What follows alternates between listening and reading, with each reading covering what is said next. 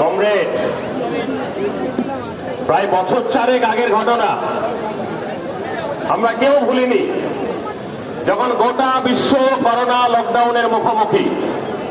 ঠিক সেই সময়ে দাঁড়িয়ে আমার এই ভারতবর্ষ, আমার এই বাংলার সমস্ত শিক্ষা প্রতিষ্ঠান বন্ধ। দিল্লিতে বসে মোদী সহ পার্লামেন্টে যাওয়ার সাহস দেখাতে পারছে না।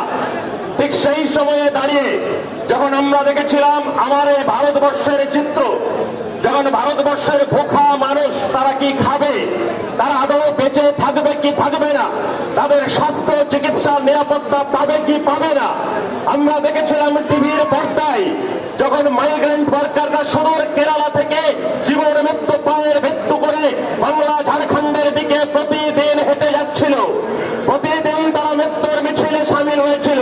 ঠিক সেই সময়ে দাঁড়িয়ে আমাদের দেশের সরকার যারা দিল্লিতে বসে আছে নাগপুরের আরএসএস এর নেতৃত্বে, আরএসএস এর নির্দেশে এদেশের 80% গরিব পরিবারের সন্তানদের শিক্ষার অধিকারকে কেড়ে নেওয়ার জন্য গোটা দেশ জুড়ে 1984 সালের পরে নয়া জাতীয় শিক্ষানীতি বাস্তবায়নের পথে অগ্রসর হয়।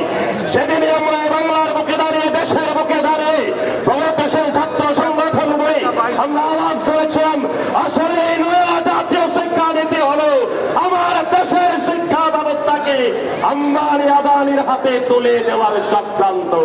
আমরা প্রতিদিন দেখেছি বাংলায় যারা আমরা থাকি, বাংলার যারা ছাত্র সমাজ, আমরা যারা বাংলার ক্যাম্পাসে প্রতিদিন যারা আমরা নিজেদের শিক্ষাকে গ্রহণ করি, বাংলায় বসে থেকে যারা নবান্নের চত্বর দাঁড়াই, যারা বলবার চেষ্টা করেছিল সেই সময়ে দাঁড়িয়ে তারা নাকি দিল্লির নয়া জাতীয় শিক্ষানীতির বিরোধী।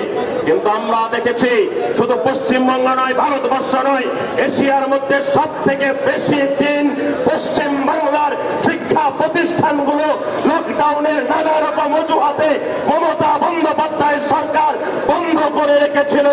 আসলে মমতা বন্দ্যোপাধ্যায় আর দিল্লিতে বসে থাকা নরেন্দ্র মোদী তাদের এক এবং একমাত্র লক্ষ্য, ওরা আসলে শিক্ষার বিরোধী, ওরা আসলে চেতনার বিরোধী, ওরা আসলে ছাত্রদের স্বার্থের বিরোধী। কেন ওরা শিক্ষাকে ভয় পায়? কেন ওরা শিক্ষাকে ভয় পায়? কেন ওরা জানে দিল্লিতে বসে থাকা নরেন্দ্র মোদী জানে, কলকাতায় বসে থাকা মমতা বন্দ্যোপাধ্যায়রা জানে শিক্ষা আমাদেরকে প্রশ্ন করতে শেখায়। শিক্ষা আমাদেরকে প্রশ্ন করবে যে আমাদের মণিপুরের মা বোনেদেরকে কিভাবে সম্ভ্রম লুট করছে, আমার দেশের প্রধানমন্ত্রী সেখানে যাওয়ার সময় পায় না। আমরা শিক্ষা আমাদেরকে প্রশ্ন করতে শেখায় আমার সন্দেশখালীর মা বোনেদের সম্ভ্রম, যে লড়াইটা সন্দেশখালীর মাটিতে দাঁড়িয়ে লাল ঝান্ডার নেতৃত্বের নিরাপত্তা করেছে।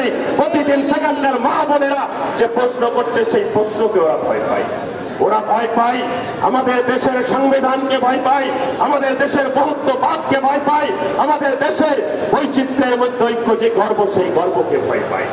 সেই সময়ে দাঁড়িয়ে থেকে আজকে যখন এই কলকাতার কলেজ স্কয়ারে যে ঐতিহাসিক সমাবেশ, এই সমাবেশ হচ্ছে, আমরা শপথ নিয়েছিলাম মাস দুয়েক আগে দিল্লিতে বসে যে দিল্লির সরকারের যে নয়া জাতীয় শিক্ষানীতি, যে শিক্ষা বিরোধী যে চক্রান্ত, দেশের সংবিধান, দেশের বৌদ্ধবাদ ধ্বংস করবার যে চক্রান্ত, সেই চক্রান্তের বিরুদ্ধে ভারতবর্ষের প্রতিটা প্রান্তের ছাত্র সমাজ একসঙ্গে এক সুরে ঐক্যবদ্ধ হবে।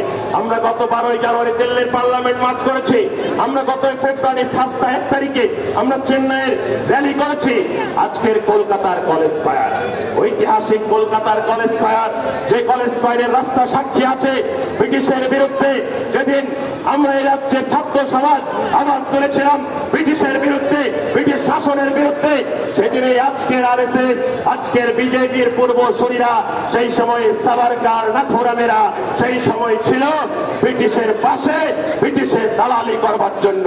বাংলার মাটি, বাংলার ছাত্র সমাজ কোনদিন এই মনোবাদের সঙ্গে আপোষ করেনি, আরএসএস এর এজেন্ডার সঙ্গে আপোষ করেনি। কিছু শিক্ষিত লোক, কিছু উচ্চ শিক্ষিত মানুষ, তারা প্রতিদিন আপনাকে সন্দেশখালী দেখাবে। কিছু উচ্চ শিক্ষিত মানুষ আপনাকে বোঝানোর চেষ্টা করবে তৃণমূল কংগ্রেসের পাহাড় প্রমাণ চাকরি বিক্রি, গরু, কয়লা চুরি, দুর্নীতি। আমরা বামপন্থীরা বলি, আমরা পিএসইউ, আমরা এসএফআই, আমরা এআইএসএফ, আমরা এআইসি বলি যে হ্যাঁ, এ রাজ্যেও যেমন প্রশ্ন ফাঁস হয়, উত্তরপ্রদেশের সালেরও 10+2 এর প্রশ্ন ফাঁস হয়। এ রাজ্যেও সন্দেশ খালি আছে, ভারতবর্ষের উদাহরণ আছে হাতরাস।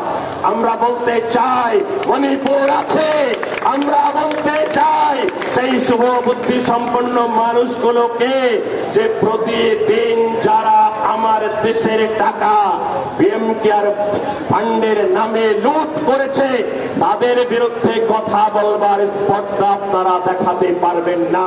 সেখানেই হচ্ছে আপনাদের আরএসএস এর অসংবদ্ধতা, আরএসএস এর কাছে আপনাদের নিজেদের বিবেককে বন্ধক দেওয়া।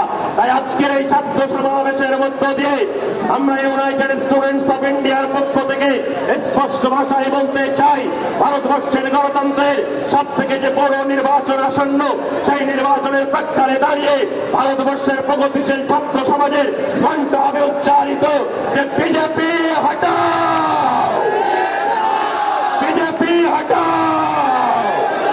একই রকম ভাবে বাংলার ছাত্র আওয়াজ তুলবে তৃণমূল হটাও, তৃণমূল হটাও। সবাইকে সংগ্রামী অভিনন্দন, সালাম।